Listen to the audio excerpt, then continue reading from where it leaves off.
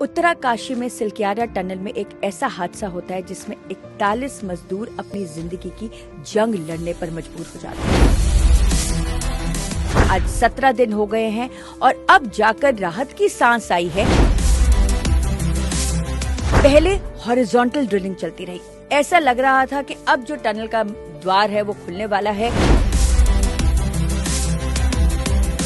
8 metre एक चूहे की तरह खोदकर रैट माइनिंग से इन मजदूरों को बाहर निकाला गया है। Man proposes, the mountain dispossess.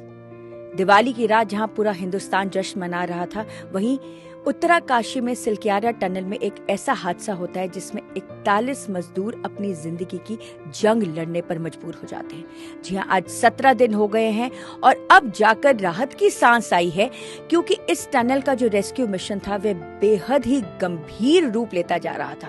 पहले हॉरिजॉन्टल ड्रिलिंग चलती रही, ऐसा लग रहा था कि अब जो टनल का द्वार है वो खुलने वाला है और लोगों को रेस्क्यू कर लिया जाएगा, और वही जो मशीन थी, अमेरिकन मशीन थी, वो कोलैप्स कर जाती है। उसके बाद एक जापानी जो मशीन है उसको मंगवाया जाता है, खास तौर पर हैदराबाद से, और उससे ड्रिलिंग करने की कोशिश की जाती है। देखिए, आप ध्यान में अगर इसको रखेंगे तो उत्तराकाशी की बात हो रही है।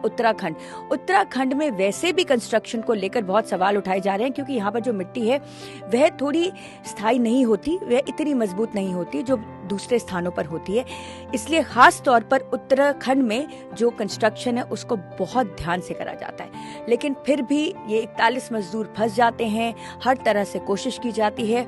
और आप देखिएगा, जो सबसे हैरान करने वाली बात है, सभी मशीनें यहाँ पर हो जाती है फेल। रैट माइनिंग की बात यहाँ पर करते हैं। जी हाँ, रैट माइनिंग से मिली है अब सफलता।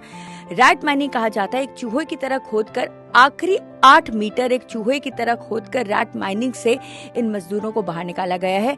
आपको ये बता दें कि इन मजदूरों को इमीडिएटली बाहर नहीं निकाला गया है, क्योंकि ये तकरीबन 17 दिन तक अंदर थे, टनल के अंदर फंसे हुए थे। तो जाहिर तौर पर जो उनका बॉडी का तापमान है वह कम ज्यादा है, तो इसलिए उनको बाहर आकर नेचुरल एटमॉस्फेयर में अपने आप को एक्लिमेटाइज करने के लिए थोड़ा समय दिया गया है।